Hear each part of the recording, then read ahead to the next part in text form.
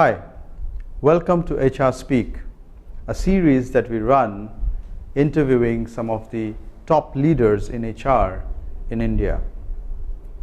Today we have with us Mr. Subrata Chatterjee. He is the head of HR with ArcelorMittal Global Engineering. But he has a lot of other things that you would like to know, that you would love to know about him. So let us welcome Mr. Subrata Chatterjee. Mr. Chatterjee, welcome to our show. Thank you so much that you got the time to come here and speak to us. Thanks, Zubin. I think I'm really honored that you have called me for the interaction, and I'm sure it's going to be a mutual learning experience for both of us. Absolutely, absolutely. Thank you very much. In fact, I would like to start with this question that we generally ask in HR interviews, which is, tell me something about yourself. Yeah. But I want to divide this into two parts. One is about your career, about your work. Right. But two, very important for our audience to know you personally. What do you do when you're not working? You know, what else can you tell us about yourself? Professionally, you know me, that what exactly I'm doing. And as far as my career is concerned, I'm in industry for the last 25 years. I worked with important kind of brands, you can say, in India. Started my career with Indian Aluminium, then to Philips, then ITC, then worked for Orica Mining Services as head of country HR. And then for the last almost 9.5 years, I'm working for ArcelorMittal's Global Engineering Center. Okay. And I'm not only the head of HR for ArcelorMittal's Global Engineering Center, I'm supporting the other entities of HR of ArcelorMittal in India, and I'm part of the Africa CIS team, okay, of HR team of ArcelorMittal. Because this particular unit is part of Africa CIS segment. Okay. As far as my personal life is concerned, yes, I'm a bit family-oriented person. I love to spend time with my family whenever there is time. We can do both of my family. I have two lovely daughters, by the way. Okay. So I spend time with both of them. They are growing up, and it's an amazing experience to see them growing up in front of you, particularly when I'm blessed with two daughters, Mm-hmm. Not only that, I take a little more interest in games and sports. As far as games and sports are concerned, actually I played cricket very seriously till college days, and thereafter in my corporate life also I played cricket. For the last 10 years I'm not playing regularly, of course.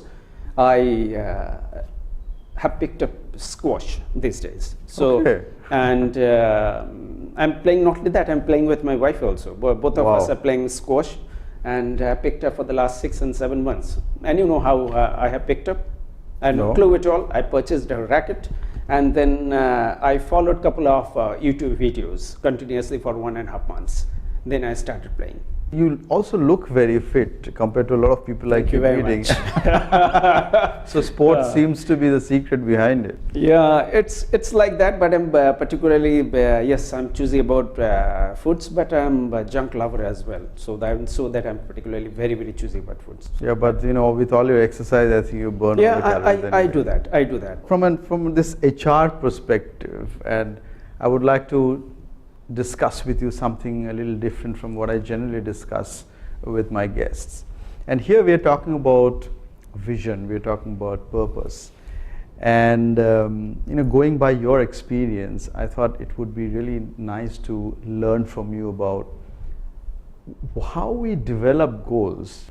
I would like to ask you, do you think developing goals with a purpose, a vision in mind is important, and why is it important? I think this is very, very critical for anybody's life. It's not only that in the career, but it's very important for our life as well.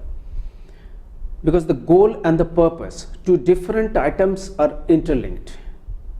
Because the fact is that as a HR professional, if you ask me that what are your goals, how is it linked to the purpose, and etc., then I would say I started my career as an industrial relations professional.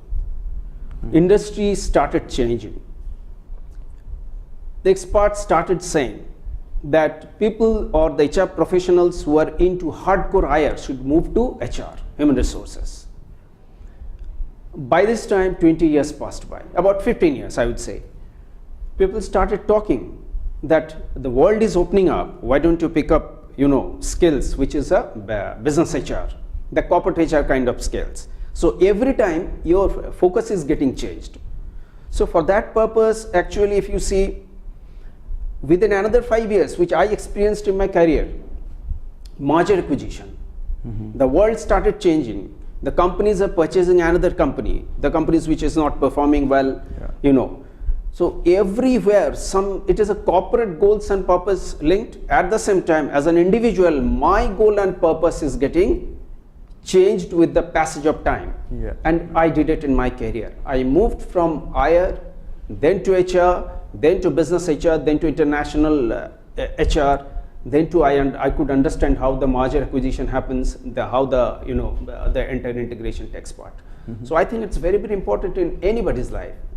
If I look at your role, for example, moving from one aspect to the other, or when you said that moving into the international HR, if I look at this aspect of developing goals with purpose, with vision, what about your experience during your career where you successfully did this, which means you developed some goals keeping a vision in mind or a purpose in mind, and you actually succeeded doing this? I'll put it, my career in terms of how the goals keeps on changing. Because in the very general term, I said that the IR, then to HR, then to international HR, then merger acquisition.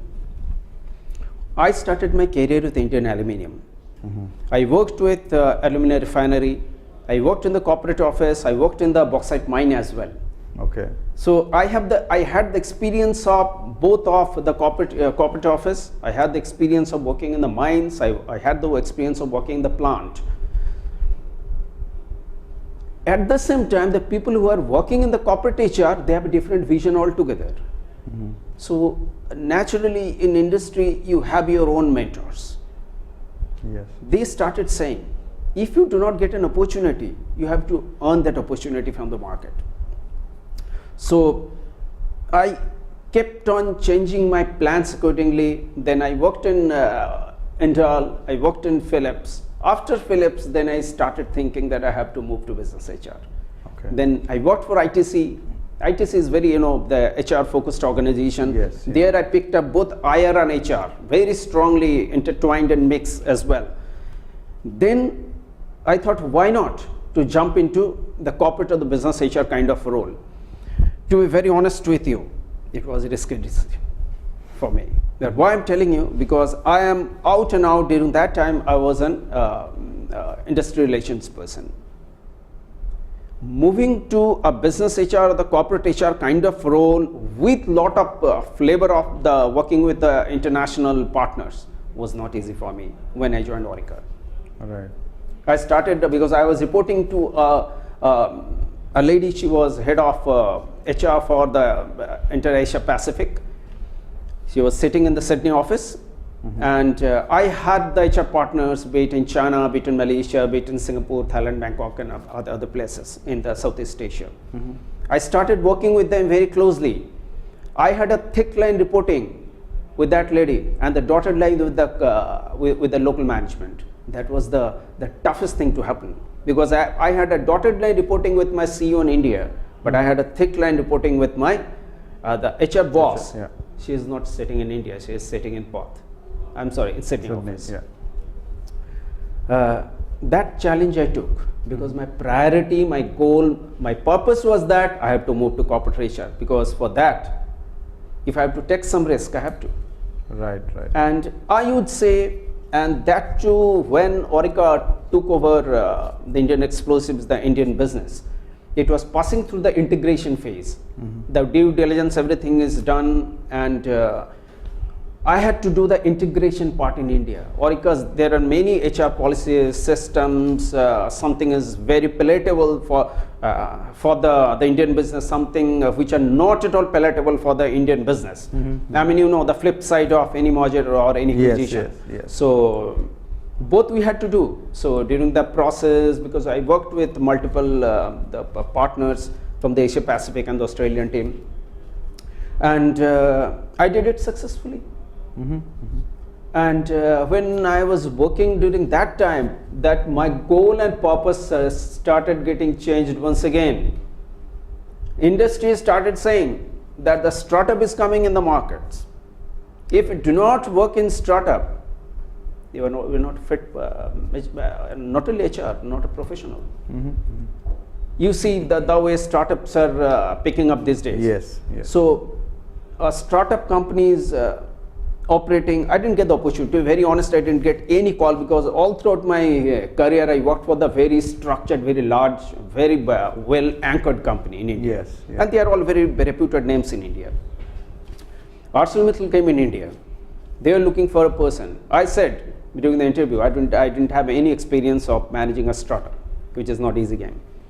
And to be very honest with you, rest is a history. So I set up a company along with an expat, thereafter with my colleagues in India. Setting up a company is something which is a different ball game, because you don't earn, you don't get salary end of the month in a startup company. You have to earn your each and every dollar.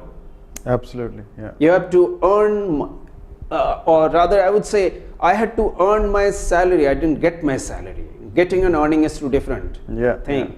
Yeah. So that mindset has to change. Once again, the purpose and the goal came in the picture. So I am ready to do it. So that was a very, very challenging time for me. Initial couple of years, of course, it was extremely challenging for anybody, for any startup, I would say, in India. Life is not easy. And I personally feel I did a good job.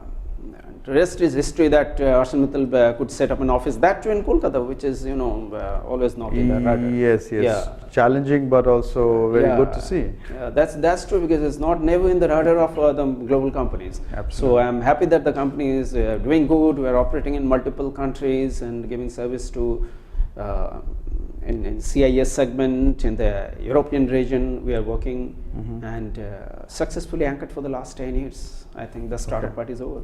In fact, this brings me to another question. So this is more of, say, your view of other organizations. So there are a lot of organizations which you've not worked for, but maybe you've followed, maybe you've seen in some cases where some organizations have actually followed this aspect, which means they've always developed goals based on a vision, based on a purpose. So can you think of any such example of companies or organizations where this kind of application was done successfully?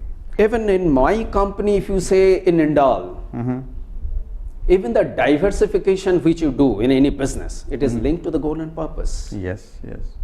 Indal used to be a aluminium company.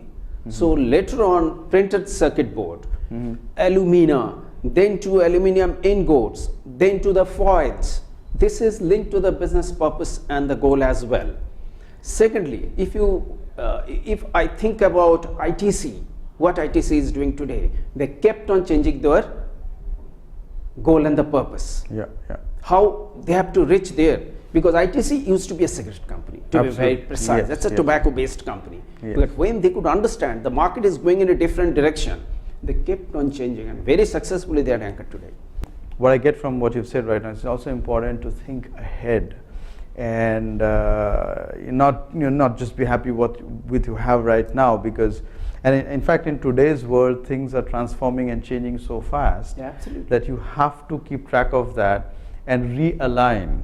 So I mean, you might be setting certain goals with a purpose in mind, but then over the next few years things might change so much that you might have to change your target point completely. It's not like that. A couple of years, Zubin. I think it's almost every month things are changing.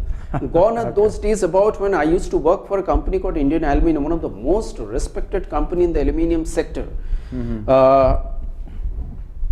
I was very junior during that time, and I used to support the business HR manager, the chemicals business in the corporate office, and I was there for about a year. Then I moved to of course the plant. He pushed me rather, go to the plant, otherwise you will never be a HR person in your life. You must see the plant, how the manufacturing company operates. You see there, you anchored in the plant and the mines. Then from there you see the company. This is the base actually. Okay. And yes, things are changing very, very fast. Even my boss used to carry a document. Even when I close my eyes, I can see that the LTP and STP.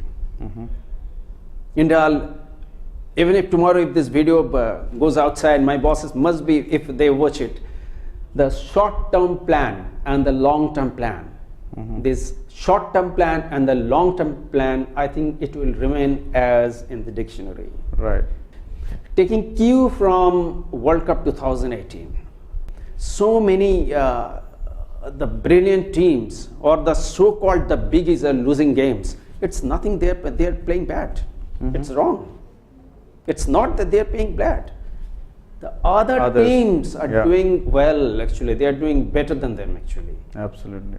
It's the competition. It's the intense competition which is picking up. It's not Germany is playing bad. It's not that Argentina, Messi has messed up. I wrote, Messi has messed up, unfortunately. Because I had a lot of dream for, as far as the Messi is concerned. It's not Messi. But Messi forgot. Maybe. I mean, he didn't see that the Nigerian Musa is picking up so fast. That the final lines somewhere we are missing, that our performance is going down. It's not like the others' performance is equally coming up. So this is no way, and I don't think so it's a recession anymore. It's become a level playing field. We have to fight and survive. So let me pick up the word called fast that you used, and the next part that I'm going to do will be a little bit outside HR, outside our serious discussion. Okay, so this round is the rapid fire round. Okay. So you don't have time to think, you have to react and not respond. Yes? So are we ready? Yes, of course. Excellent. Here's your first question. Yeah. Since we are talking about soccer, which team is your favorite team? Iceland.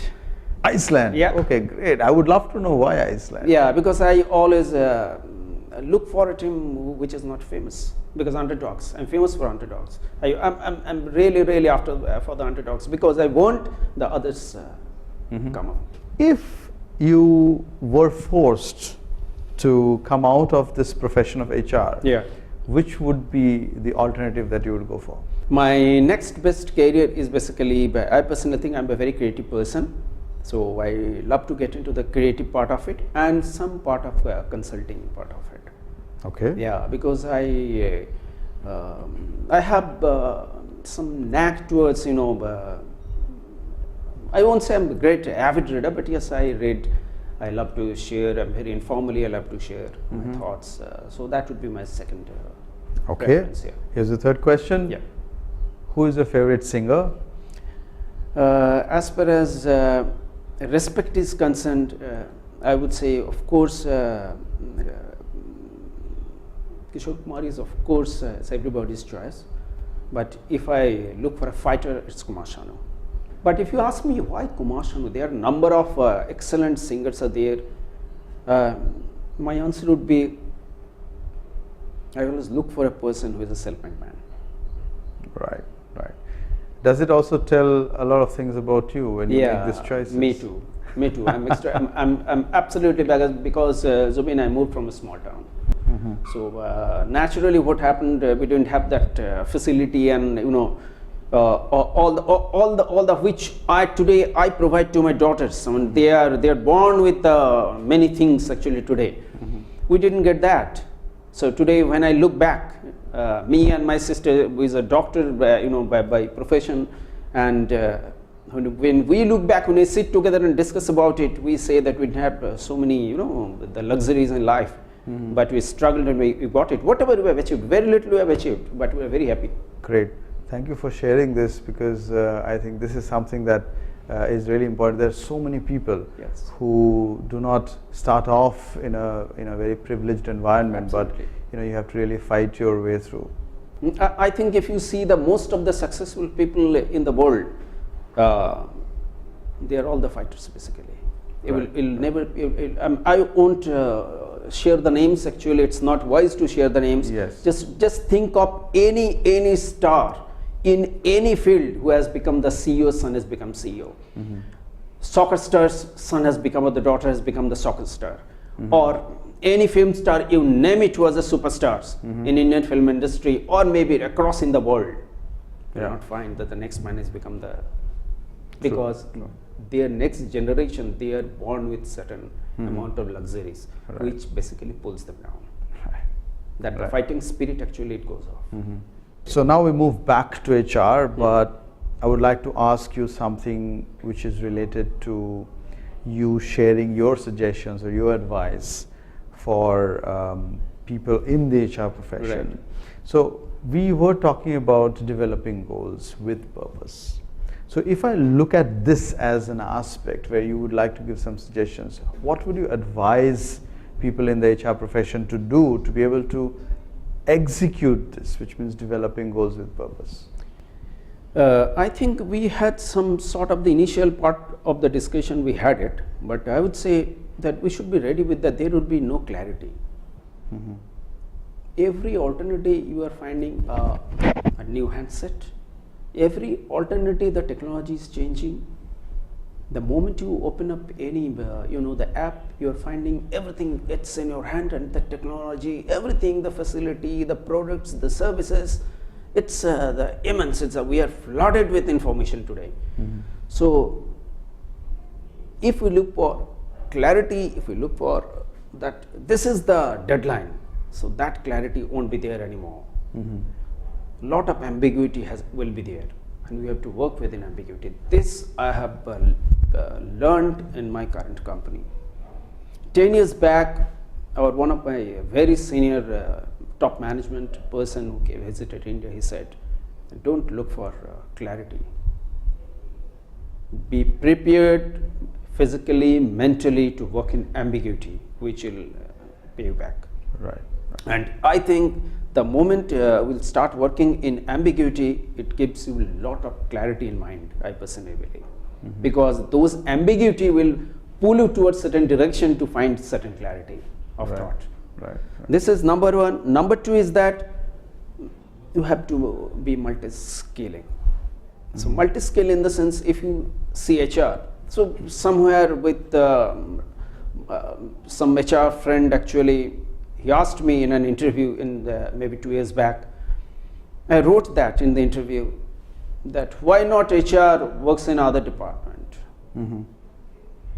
If the mechanical engineer work in supply chain, if the mechanical engineer work on the shop floor, if the mechanical engineer the production, maintenance, purchase, logistics, supply chain, why not a HR person work, takes up a job in some area? I'm not talking about that he has to work in the blast furnace. No, I'm not talking about that. I'm talking about the person has to be a little more open, little more aggressive in picking up supply chain. It's not very, very technical. It's not a rocket science if I work for some time in the industry.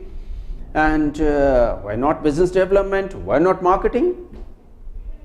So I think that the role and the purpose and the clarity and the goal, this will keep on changing, and it's not that it will be there for a couple of years. Maybe you have to keep it for a year maximum. Right. And not only that, in many technical field and many professional field, it's getting clubbed. The bioscience is clubbing with getting engineering. It's becoming biomedical engineering these days, which has become a stream. It's a biomedical engineering, biochemistry, chemistry, and if I refer a document prepared by Institute for the Futures, it's an institute in US. Basically, they have the wide experience of forecasting how the world is going to change. Right. If we follow this thing, they told this 20 years back, the world is going to happen like this. Okay. Because we have to have high level of intuitive skills. The intuitive skill comes from the brain, the thinking little ahead. The moment I'm sitting with you, don't get me wrong, because it's Yes. very informal kind of discussion with you. Yes. I have to assess what exactly you are looking for. It comes from experience. People may say that it comes from experience. It's not that a very young guy can come and start intuitively looking at Zubin's eyes. No. It comes from practice, and if you start doing this from the initial part of our career, I think will be a fantastic a person who can high level of intuitive skills. And there's Institute for the Future's Work Skill 2020. They published a white paper. So there they said high level of sense making, which robots cannot do it. True. Robots cannot be creative. We are giving all the justification of artificial intelligence, that artificial intelligence will take away jobs. I do not think so. This is wrong. I don't agree, because artificial intelligence is basically whatever is creating, all will be created by the human being only. Yes, yes. They will not take away jobs. I think more jobs will be created. We have to think in a different way, to be more creative, to fit those data into the artificial intelligence or the robots. True, true, yeah. You have to do a little amount of disruptive while thinking something maybe out of the box. We have to come out of the box. And typically HR has to come out of the support function tag. Because today what I am doing, if you ask me, I'm deeply into the business today. If you ask me, the 16 PF, if you ask me, are you doing disk profiling? I would say, of course I know. I know disk profiling. I know haze, because I have undergone the haze study in Singapore office. I am certified. But the fact is that after a certain age, of the certain amount of experience, if I ask, how are you doing hay assessment? I would say, I know the basics of hay, you must know. But I have to think in the business perspective, how the hay assessment will be implemented in the overall business structure. So that thought process, the HR people have to implement whenever or wherever they work, actually. I personally believe. Mr. Chatterjee, thank you so much for your suggestions, your advice. I think it has been a great discussion, and people would benefit so much by knowing about you and your experience. Thank you so much for being part of our show. Thank you, Zubin, for this invitation, and I'm sure, I think in the future also, if you get an opportunity, I think for the large interest of the society, so you must keep on doing and sharing whatever very little you have learned during our course of life. Thank you very much. Thanks.